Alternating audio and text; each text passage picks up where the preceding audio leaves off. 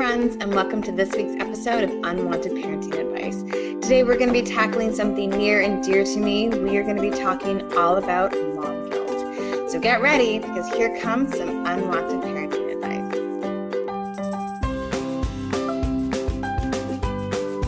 Okay, so first things first. Mom guilt is a really specific type of guilt. It's not remorse. That's what we feel when we've actually done something wrong. Like the time that I forgot to pick my kids up from swimming lessons, I felt remorse about that, and they let me feel remorse about that.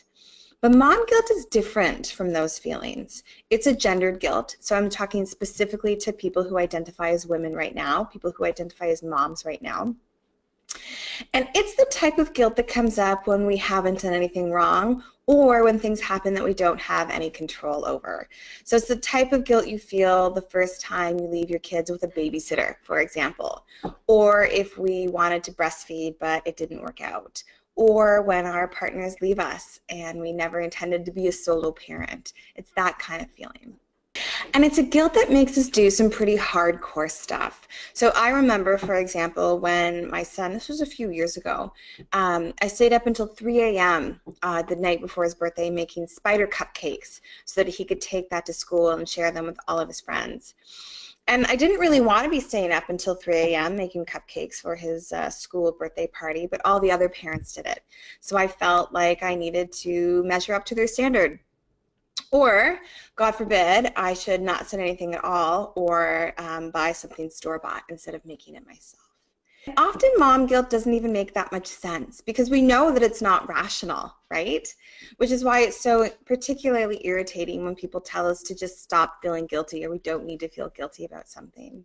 Like, I know that logically buying store-bought baby food is fine, but that didn't stop me from feeling like an asshole every time I saw a homemade baby food workshop pop up in my newsfeed. But probably the most intense part of mom guilt is that it's a collaborative experience of lots of different mothers. But it doesn't really matter that much if I'm talking to a mom who works on Bay Street, or if I'm talking to a newcomer to Canada, or if I'm talking to a mom who's currently incarcerated. Most of us describe the same fears of letting our kids down, not getting them off to a great start in life, and just generally not being good enough at mothering, at parenting.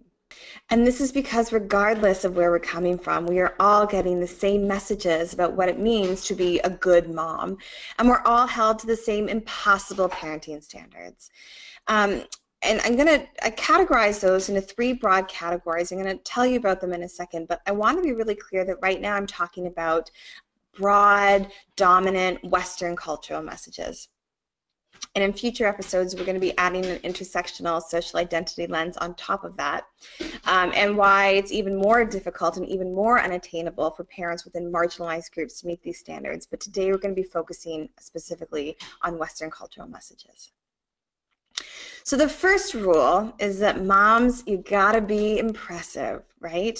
There's no shortcuts to this type of mothering, so you need to make all your meals at home with local organic food, ideally that you've grown in your own backyard. You're supposed to breastfeed, but not too long, right? Breastfeed for a long time, but not too long, otherwise it starts to get weird. So when we're trying to meet this standard of being impressive, every moment with our children is supposed to be special. So every event in their life is supposed to be celebrated with pure magic, so really fantastic birthday parties, kindergarten graduation parties, even holiday parties that people will talk about with like really specific Pinterest level details, attention to detail.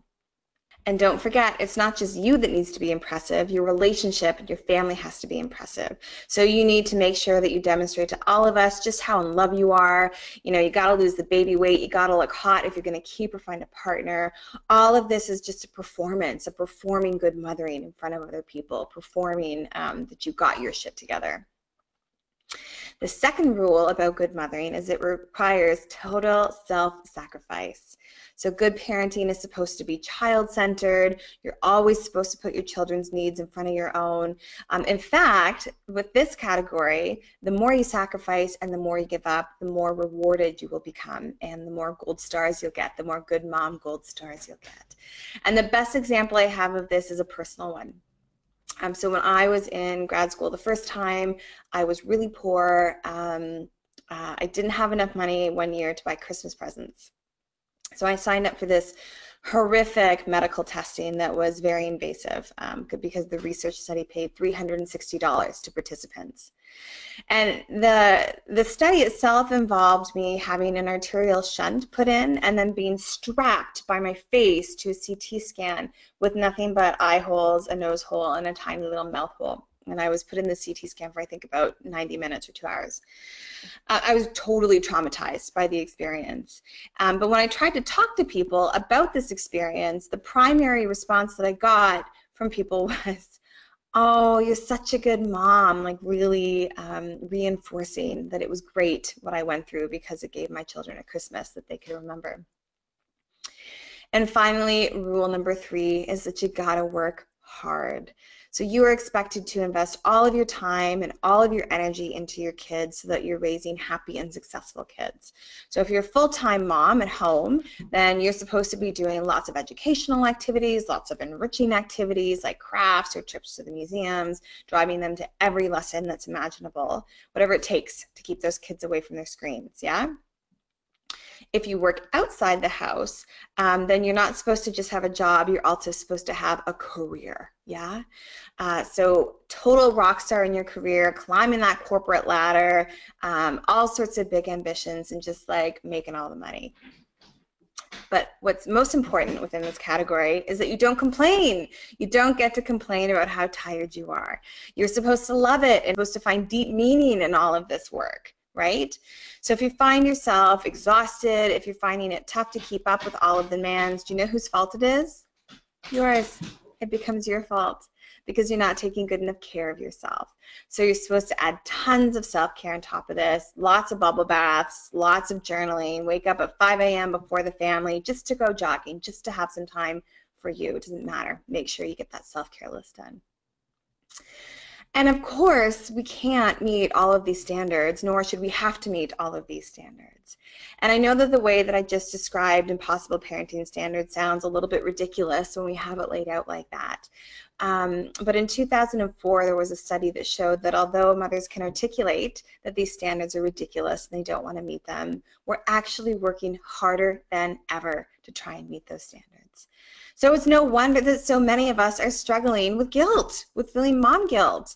It is really tough to separate our internal mothering standards from the ones that are forced onto us in those broad 3 categories. But it's not impossible. If you want immediate support with this, head on over to my website. I'll send a link to that below because when you signed up for my mailing list, you'll get a copy of a values mapping exercise, which helps us get clear about what mothering standards are ours, what are our internal standards, and which ones are external. So what do we want to hold ourselves to and what do we want to let go of? And if you have any questions, be sure to email me. My email address will be below. If you're liking these videos, please subscribe. Otherwise, I will see you here next week. And until then, stay vigilant against unwanted parenting advice. Thanks for watching.